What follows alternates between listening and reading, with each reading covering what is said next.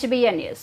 రైతు భరోసా, ఇందిరమ్మ ఆత్మీయ భరోసా, ఇందిరమ్మ ఇండ్ల పథకాలను సమర్థవంతంగా అమలు చేసేందుకు జాబితా తయారీ ప్రక్రియ వేగవంతంగా పూర్తి చేయాలని జిల్లా కలెక్టర్ దివాకర్ టీఎస్ అధికారులను ఆదేశించారు.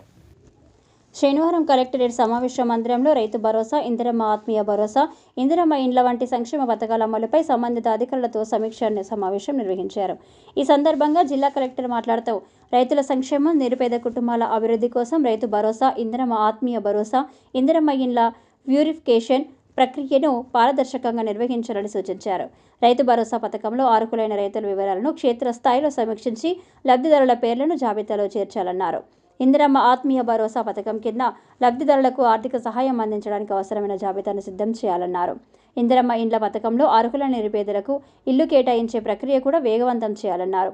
ప్యూరిఫికేషన్ ప్రక్రియ 16వ తేదీ నుంచి ప్రారంభించి 20వ తేదీ నాటికి పూర్తి చేయాలన్నారు. 16వ నుండి 18వ తేదీ వరకు ఫీల్డ్ పనులు పూర్తి చేసి 19 నుండి నాటికి కార్యాలయంలో సమీక్ష జరిపి తుది జాబితాను 20వ తేదీకి సమర్పించాలన్నారు. 21వ నుంచి 24వ తేదీ వరకు గ్రామ సభలు నిర్వహించి తుది జాబితా ఆధారంగా లబ్ధిదారులను ఖరారు చేయాలన్నారు. ప్రతి మండలాన్ని 2 భాగాలుగా విభజించి ప్రతి భాగానికి డిప్యూటీ తహసీల్దార్ను బాధ్యత వహించేలుగా నియమించాలని సూచించారు.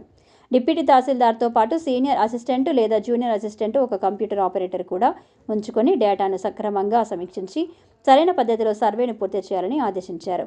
సమావేశంలో అదనపు కలెక్టర్లు సిహెచ్ మహేందర్, జి సంపత్రావు, మండల ప్రత్యేక అధికారులు, తహసీల్దార్, ఎంపీడీఓలు, మండల వ్యవసాయ శాఖ అధికారులు, ఎంపీఓలు, ఈడీఎం దేవేందర్, సంబంధిత అధికారులు తదితరులు పాల్గొన్నారు.